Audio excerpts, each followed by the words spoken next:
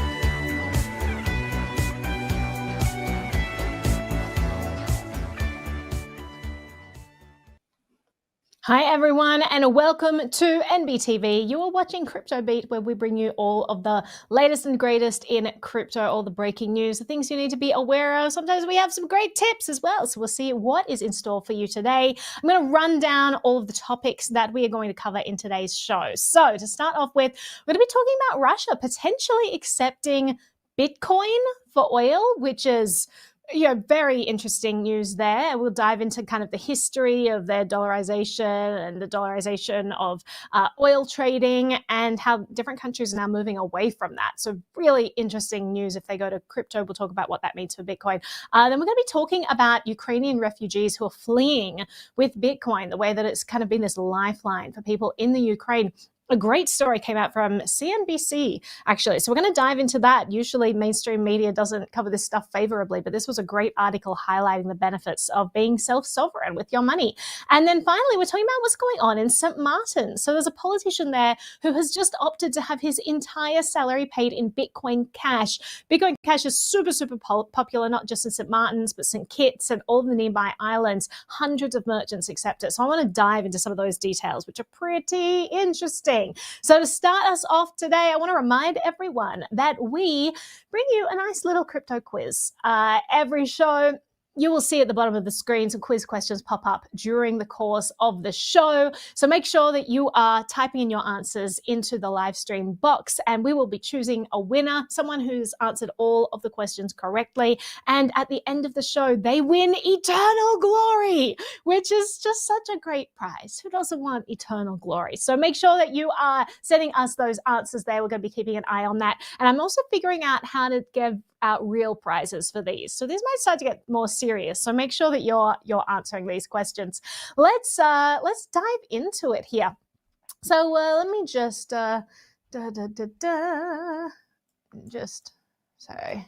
just pausing a thing here so that nothing distracts me. I want to start off by talking about Russia. So recent news, Russian lawmakers have suggested that they might be accepting Bitcoin for oil payments, which is pretty interesting. Now, this comes after pressure from Western sanctions. And so now Russia is mulling over other currency options for the sale of natural resources. And Bitcoin has come up as an option. This was suggested after a Duma committee chairman during a press conference mentioned it, said we're looking at a bunch of other currencies and Bitcoin could be included. So I want to quickly just dive into a little bit of history about how dollars relates to oil. Why is it that everyone trades oil for dollars? Why is it such a scandal that, Russia is kind of moving away from using the dollar? So Bretton Woods, you guys have probably heard of that. It was a gold exchange standard across the world. So after the collapse of Bretton Woods in the early 1970s, the US struck a deal with Saudi Arabia to standardize oil prices in dollar terms. And through this, the Petro-Dollar was born. So Petro-Dollar is basically dollars that are paid for oil-producing countries for oil. So in this agreement, this was a bilateral agreement where Saudi Arabia, starting in 1974, they managed to convince Saudi Arabia and influence other members of OPEC. So this is the Organization of the Petroleum Exporting Countries. You've probably heard the term OPEC. They basically convinced them to standardize the sale of oil in dollars. If you don't know about OPEC, I mean, they're a giant, incredibly powerful cartel. They basically manage the supply of oil. They set the price of oil for the world market. They have really tight controls over this. The aim is to kind of avoid fluctuations that might affect the economies of both the producing and purchasing countries of this oil. And so you have countries that belong to this, like Iran, Iraq, Kuwait, Saudi Arabia, Venezuela. There are a bunch of them. There are like 13, I think. So anyway, the OPEC is also responsible for like global recessions, higher prices that occurred in the 1970s, embargoes, all of that. They're terribly influential, but US is also very influential, and Russia, as like the second largest oil producing country, is also incredibly influential. And some people say that actually they completely control OPEC as well. There's a lot of kind of controversy around that. So anyway, you're asking, why did OPEC agree to denominate this in dollars? What did they get out of it? Well, in return for invoicing oil in dollars, Saudi Arabia and these other Arab states, they secured US influence, essentially. So they got things like military assistance during an increasingly worrisome political climate. There were things like the Soviet invasion of Afghanistan, lots of things going on at that time. So in exchange, they agreed that, yeah, okay, well, we'll denominate everything in US dollars. So what does that mean for US dollars? It's incredibly beneficial. The US dollars basically became the world currency. The Petro-Dollar system elevated the US dollar to the world currency status. And through this, it also provided US financial markets with a source of liquidity, foreign capital inflows. And if you think about what's going on right now with all of this inflation, it's crazy that we've been printing so much money and we haven't seen, hyperinflation. I mean, who's going to be accepting US dollars when we know that the central bank is just printing astronomical amounts? Well, actually, because it's this world reserve currency and because all OPEC oil is traded in US dollars, there's been this continued demand for it, regardless of how much it's been printing. So actually, the fact that it's this reserve currency has probably stemmed how much value the US dollar has lost, which is kind of interesting. So definitely beneficial to the US to have everyone by default using US dollars for trade. So you have these OPEC members who are trading oil for dollars, and the use of the US dollar as this main oil trading currency, it's not going to be changed overnight, even though people have talked over the years about this changing. It's a very difficult thing to change. So how does Russia fit into this? Russia is not part of OPEC. So where do they come in? Why are they dollarizing everything? Well, because the US became this global reserve currency, it also became super popular across the world for all these countries to do all their international trading in US dollars.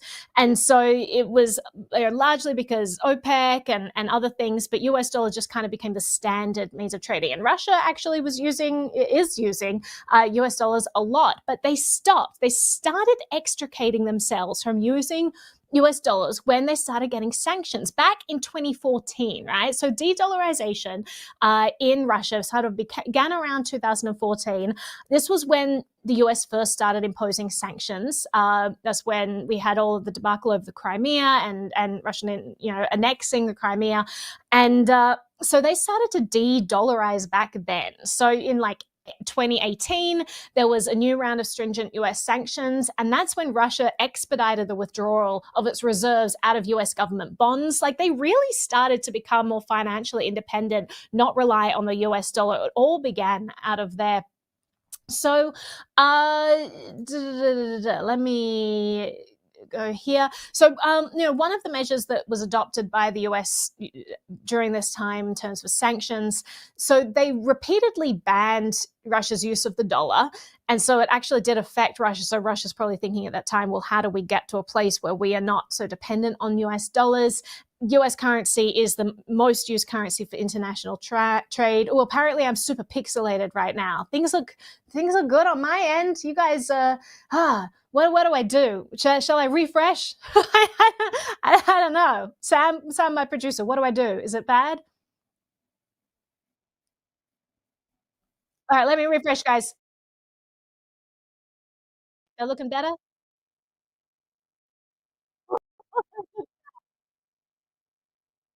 All right. Well, you guys stick with me. So let's keep going. I just want to give this rundown here. So, um, American currency is the most used in international trade, and even payments in local currencies were often converted into the US equivalent.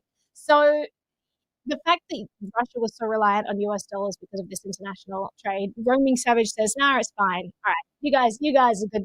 Um, so Russia started to extricate itself, but so did a lot of other countries around the world. Among this initiative to start to de-dollarize, we've got China, got Turkey, Iran, India, Brazil.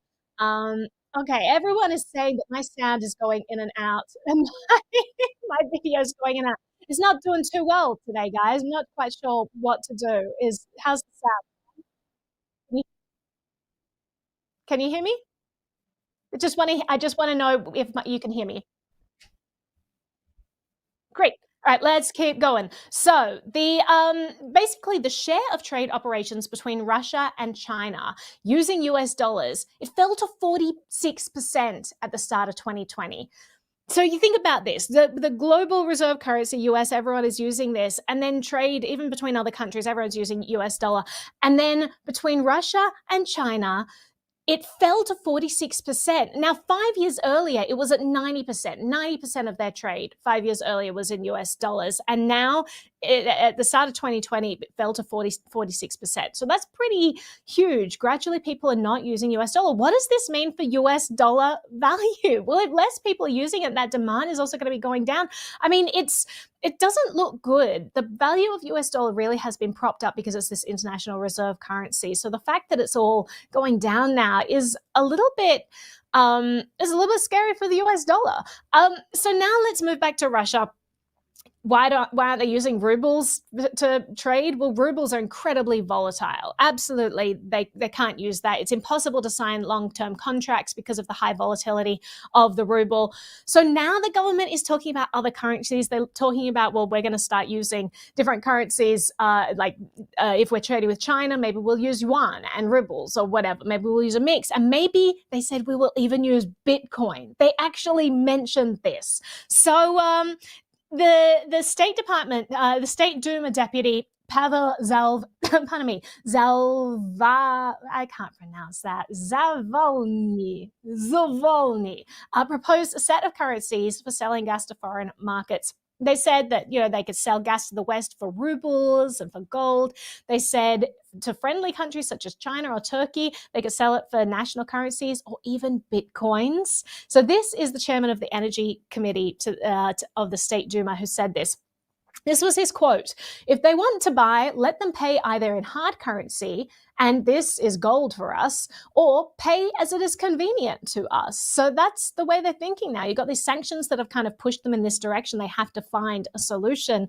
And now they're saying, well, how about, the fact that we control, we're the second largest provider of oil in the world. How about you just pay us what's convenient for us for a change? They said the set of currencies can be different, and this is normal practice. You could also trade Bitcoins. So now they're looking into that. Now, Zavalny's remarks may or may not have been behind a giant peak in Bitcoin that we saw. So when this news was announced over those 90 minutes, Bitcoin was up 3% on the day. It was at 44,000 for the first time since a brief spike in March. What is it right now? Look at my clock. It's at $44,489 right now, according to my little rocket in you. You see, they can't really.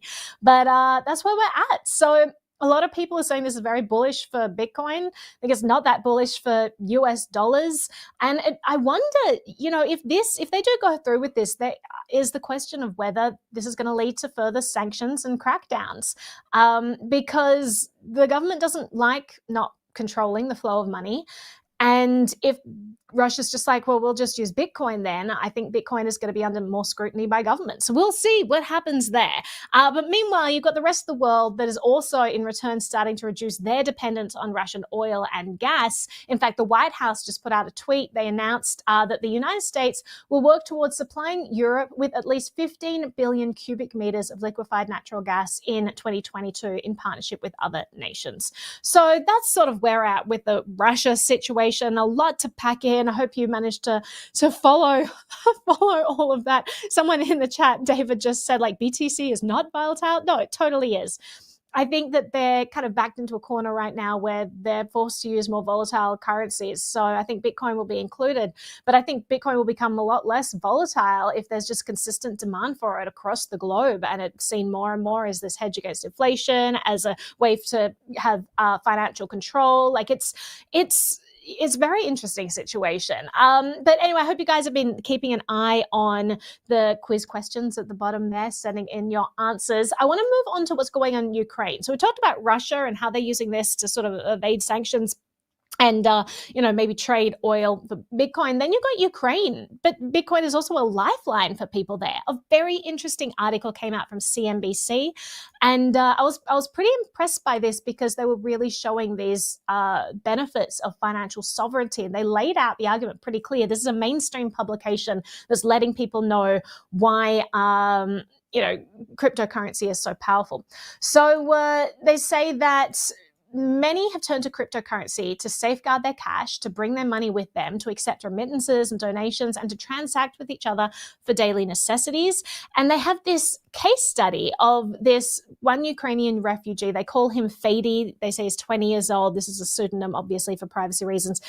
They say that he took a USB stick with him across the border, which contained 40% of his life savings, which is about $2,000 in Bitcoin. Now, when Sadie realized that his country was under siege, he realized he needed to get his money quick, smart, and leave because there was going to be a border closure. He wanted the chance to get out before it locked down. And obviously they have mandatory conscription for any man between the ages of 18 and 60, which is just devastating. And so he wanted to get out before that happened.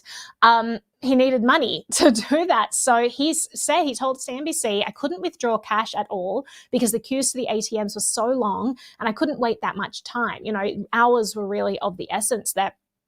So David is saying CNBC talks about Bitcoin all the time, by the way. Yeah, sure they do. But they talk about like market movements and like, oh, yay, it's going up in price. This actually was a case study as to why financial sovereignty was interesting. You don't really see mainstream places dig into this. So I thought it was pretty interesting. So he told CNBC that he made a peer-to-peer exchange with a friend, trading $600 worth of his Bitcoin savings for zloty, which is a Polish national currency. He then used that to pay for a bus across the border to Poland, a bed in a hostel for him and his girlfriend, and some food. So that already was this amazing resource because he couldn't get money out of the banks. Within 2 hours of Fady's safe passage into Poland, Ukraine closed its borders to all men of fighting age. So he literally just got out. He took a USB with him. It as I said, contained 40% of his life savings, or about $2,000 in Bitcoin. And that thumb drive, combined with a unique passcode, became the key to his financial survival. He said he could just write his seed phrase on a piece of paper and take it with him. So he also mentioned, why it's so valuable. It's because Bitcoin is valid across borders. It requires no bank. It's tethered to its owner by a password, which makes it a lot harder to steal than cash. All these reasons why this is so valuable. Now, he kept going, and they said that apparently ATMs across the country started to run out of cash almost immediately. People were standing in line, and even if they got to the front, they then implemented a $33 limit per transaction. So people just were completely lost without their savings. And then the central bank suspended electronic cash transfers the same day that Russia invaded the countries. So you couldn't actually send that money electronically. When someone else controls the financial digital rails, then you can lose your entire life savings and your life might be on the line. So it just goes to show the use case of crypto here, why it's so important. And it's interesting because they've got this quote that I want to read. So Brian Mossoff, who is CEO of Toronto-based crypto investment platform Ether Capital, said, in that part of the world, crypto, despite its volatility, despite the sentiments that the West has towards it, where everyone in the West, they're so skeptical and whatnot, they don't ask why crypto. They just ask how. And that was such a good point. In the West, people are not really seeing the need for this thing. And in Ukraine right now, they're not even asking like, well, why crypto? This is dumb. They're just saying, how do I do it? The time is of the essence. This is important. This is like my last chance to get access to my money. So he continued and said that's a very powerful thing for a group of people who don't have financial stability or political stability right now, to be able to hold their net worth in some type of asset or product that essentially could be stored in a password. So I thought that was really great. The difficulty of pulling money out of the banks, it didn't just happen when Russia invaded it. It started weeks prior. So, it was really difficult for anyone to pull money out of their banks during the weeks leading up to this invasion. But apparently, most of the Ukrainian people, so Hammond, this is what Hammond said that most of the Ukrainian people he knew were actively trying to move as much money out of their Ukrainian bank accounts as possible in those weeks prior, whether it be to UK banks or US banks or crypto or whatnot.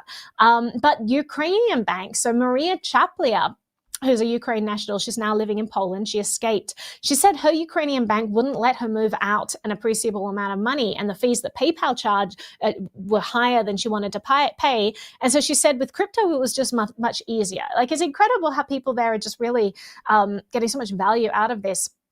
And then Gladstein asks, how are you going to access Ukrainian bank account in Poland? Good luck.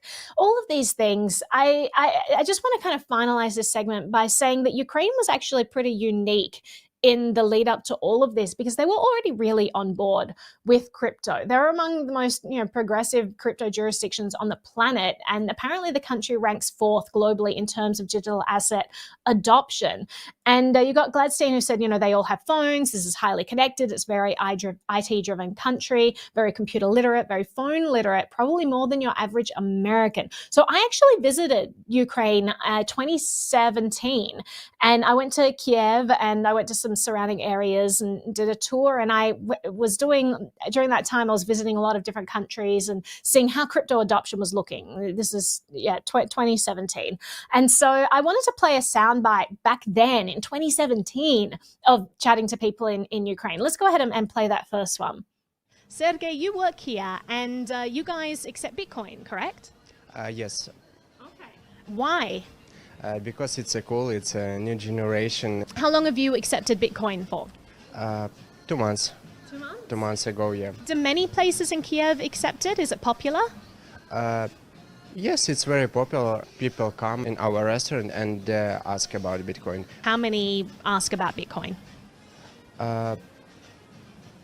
In 1 week, maybe 10-15 people ask about Bitcoin.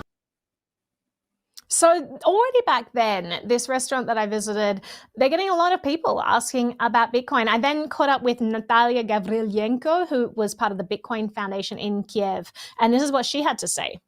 The Bitcoin Foundation. So tell me, what is that? We promote Bitcoin, blockchain technology, and all innovative technologies that exist here in Ukraine. It's the biggest Ukrainian community. We have like 4,000 people here in Ukraine, and it's growing. Bitcoin probably the most popular word here in Ukraine, just because it's growing super fast and everybody wants to know what is it.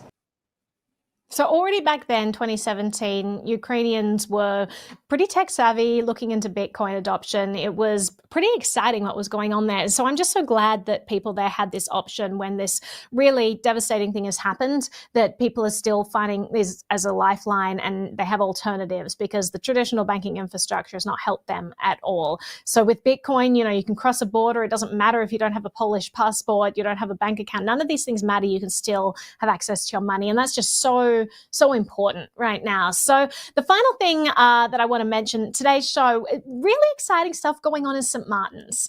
So St. Martin's, part of the Caribbean, is super exciting stuff there. So there is a politician there who apparently has just opted to have his entire salary in Bitcoin Cash. What? Let's dive into these details. So the leader of the United People's Party and member of St. Martin's Parliament, Ronaldo Brizon, announced that he's becoming the first elected official to request his entire salary paid in Bitcoin Cash. He believes that that St. Martin could be the crypto capital of the Caribbean. So it's really interesting to see what's going on there. I've been following a lot of videos with all of these places, like hundreds of merchants accepting Bitcoin Cash there. Really interesting stuff. I always like visiting places where I can use my crypto easily day to day. If I have to use an intermediary, okay, that's fine. But when you have stores accepting it directly, that's even better. I really love seeing businesses start to, explore cryptocurrency and become part of the crypto economy there.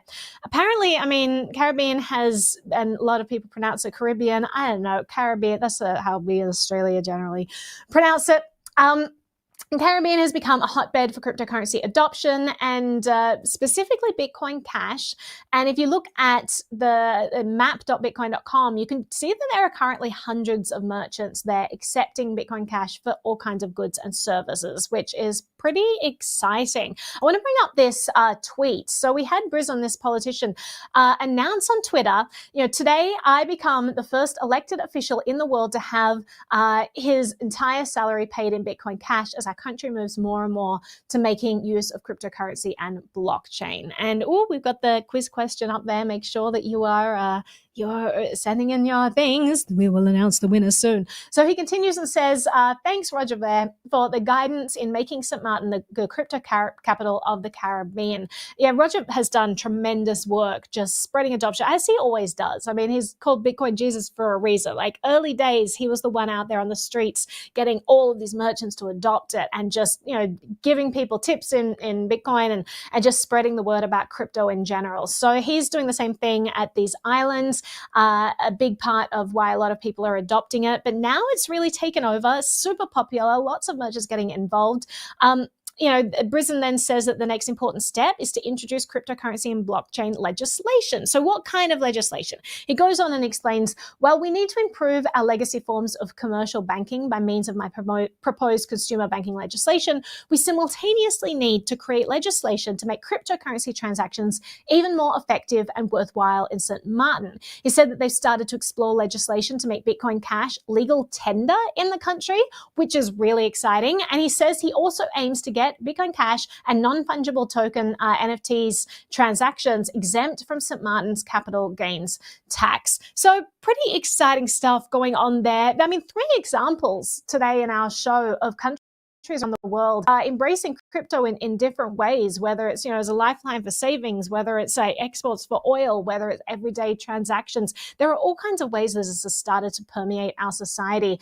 And as being someone who's been in this space for like almost a decade now, it's just so interesting to see us get to this point with very diverse regions starting to recognize this is a universal tool that doesn't abide by arbitrary geopolitical boundaries out there, and this is for everyone. It's a tool that we could all benefit from. So I really appreciate how universal this is, how it kind of brings people together there. So to finalize this show, I want to go to this Twitter poll that I posted. I asked the question to Twitter: if Russia starts to accept Bitcoin for oil, will it spell the end for USD? And we got some interesting results. So overwhelmingly, people said yes, but not immediately. So they think that this will spell the end for USD. Then you got 37%. So a close second said, no, the USD has legs yet. You've got next said, yes, crash incoming. And then we say, crypto, I use crypto, not fiat. So who cares? I like those people. 8.5% of the people, you get it. Like, why does it matter what happens to USD if you're all in crypto? So very interesting. I think that I probably agree with most people. Yes, but not immediately. Going back to what we talked about in our first segment, if the US dollar uses this ability to control international financial rails with this trading of oil, and it starts to become less in demand. You're seeing the predominance of US dollar as a global reserve currency is going down further and further. And so it is definitely going to have an effect. The US just can't print astronomical amounts of money and expect it to retain value if it's no longer in such demand across the world. So we'll have to see what happens there. And then, some people say no, USD has legs too. It's kind of the same answer as yes, but not immediately. All good things come to an end, right? So, it has legs yet. So yeah, maybe it still has a bit to go. Maybe there's no imminent crash. But I do think that the predominance of US dollar is definitely going down, and people should be looking to other options, and definitely in the state of incredible inflation that we're seeing right now, 7.9% by official numbers. People should be looking to diversify and maybe not hold their money in cash anyway. So let's go to our quiz questions. I love that you guys were all sending in your answers. I'm enjoying the quiz. I don't know if you guys are, but I'm enjoying the quiz because I like seeing you guys fighting over the answers. First of all, you get a DM from Naomi Brockwell on social media asking if you'd like personal crypto advice. Do you? A, sign up right away. She's a legend. I don't say so myself. B, chat to her first. Make sure it's really Naomi. And C, it's a scammer and the name is spelled incorrectly. Block and report. It's absolutely C. And it's surprising how many people still reach out to me and say, hey, Naomi, just security check. Am I chatting with you right now on Instagram? And I have to say every single time, no, I'm not chatting with you on Instagram. I'm not going to be DMing you out of the blue on all of these platforms. If you do want to verify whether something is me, go somewhere where you know that it's actually my account. On Twitter, I have a verified check mark, so you feel free to tweet at me and I'll almost surely say, no, I'm not talking to you. I've had close friends say like, Naomi, what happened? I was right in the middle of, understanding this thing. And then the account, the conversation disappeared. Don't fall for that stuff. It happens all the time. There are even smart people getting duped by this. So just be really, really careful with that stuff. Don't fall for any of it. I'm never going to reach out to you with this advice. All the advice that I give is going to be on this channel right here. And it's never going to be financial advice. So I don't do that. Number 2, what does HODL stand for? A, hold on for dear life. B, hold on dear libertarians.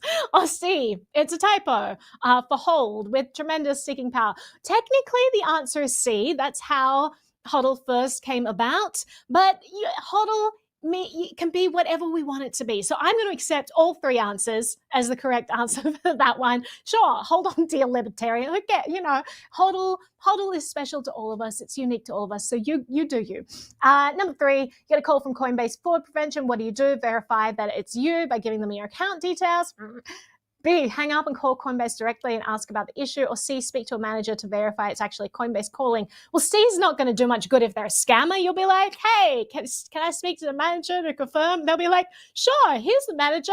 I am the manager of Coinbase.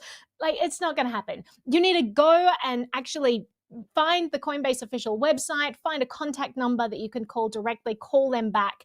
And if it really is Coinbase, they will have a note saying that someone was talking to you and you'll be able to continue the conversation. Never, ever, ever, whether it's Coinbase, whether it's your bank account, whether it's your telecom provider, never give anyone details about your account or your ID or anything if they've called you. Very important. All right, we have a winner. I'm going to do a drum roll. Sam, who is our winner for today? Our winner today and the recipient of Eternal CryptoBeat Glory is YouTube viewer Wayne. Congratulations, Wayne. You have attained Eternal CryptoBeat Glory. Congratulations, Wayne. Sam, tell me a little bit about Wayne. I want to know some fun facts that are actually 100% definitely real facts. Absolutely legitimate, not made up in any way. Fun facts about Wayne. He enjoys fast internet. I am not sure exactly what this means. Rainy days. Rainy days. It was a great And- pun. I appreciated it. I like that. I like that. I wasn't sure where he was going with it. And then we have, he enjoys checking his crypto assets by the light of a beautiful sunset. Congratulations, Wayne. Beautiful. All right, Wayne, you did a great job. You now get eternal glory, and you can take that glory with you anywhere you want. Let's hope you take it to our next live show. We come to you every Thursday with our Privacy Beat show at 4 p.m. Eastern Standard Time. We come to you every Friday with our Crypto Beat show, 4 p.m. Eastern Standard Time, and we put out other videos throughout the week. Make sure you're keeping an eye out, and come hang with us on Twitter or any of the other platforms where we are. We love hanging out with you guys. Go have a wonderful weekend. Thanks for being here, everyone. Hope you enjoyed yourself, and we will catch you next week. Bye.